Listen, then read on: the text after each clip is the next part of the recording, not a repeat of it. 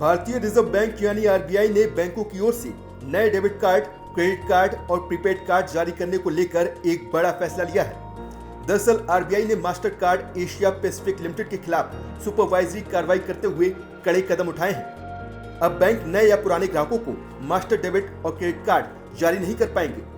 RBI ने यह कार्रवाई पेमेंट सिस्टम डेटा के स्थानीय स्टोरेज के नियमों का पालन न करने पर की है। आरबीआई का यह फैसला 22 जुलाई से लागू होगा। आरबीआई का कहना है कि ज्यादा समय और पर्याप्त अवसर देने के बावजूद मास्टर कार्ड ने पेमेंट सिस्टम डेटा के स्थानीय स्टोरेज को लेकर जारी गाइडलाइंस का पूरी तरह से पालन नहीं किया है। इसीलिए आरबीआई ने मास्टर कार्ड के खिलाफ ये सुपरवाइजरी कार्रवाई payment and settlement system act 2007 की धारा 17 के तहत की है। दरअसल बैंकों की ओर से जो डेबिट और क्रेडिट कार्ड जारी किए जाते हैं उसे कंपनियां बनाती हैं। इन्हीं में से एक कंपनी है master card Asia Pacific PT limited. Master card एक पेमेंट सिस्टम ऑपरेटर है जिसे पीएसएस एक्ट के तहत देश में कार्ड नेटवर्क ऑपरेट करने के लिए अधिकार दिया गया है।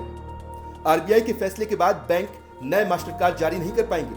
हालांकि रिजर्व बैंक ने स्पष्ट किया है कि पुराने मास्टर कार्ड जारी रहेंगे। इसका मतलब साफ है कि उनके डेबिट और क्रेडिट कार्ड पर सभी सर्विस पहले की ही तरह जारी रहेंगी। आरबीआई के आदेश का मास्टर कार्ड के मौजूदा ग्राहकों पर कोई असर नहीं पड़ेगा।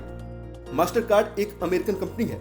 इस कंपनी की स्थापना सन 1979 में इंटर बैंक ट्रांजैक्शन के लिए हुई थी। ये कंपनी फिलहाल करीब 160 देशों में अपनी सर्विसेज देती है। आरबीआई ने अपने आदेश में सभी कार्ड जारी करने वाले बैंकों और गैर बैंकों को आदेश का पालन करने का निर्देश दिया है। 2021 में इस तरह की ये पहली घटना नहीं है। इससे पहले भी आरबीआई अमेरिकन एक्सप्रेस और डिनर्स क्लब के खिलाफ भी इस तरह की कार्रवाई कर चुका है।